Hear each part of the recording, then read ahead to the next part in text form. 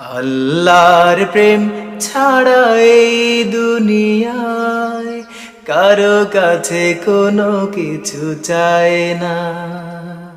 রাতের আধারে যারা সিজদাতে রয়, দু চোখের শ্রুতে নদী যেন বয়। ছলনার হাত জানি যতই আসুক, ছলনার হাত জানি যতই আসুক, পেছনে ফিরেও তাকায় না।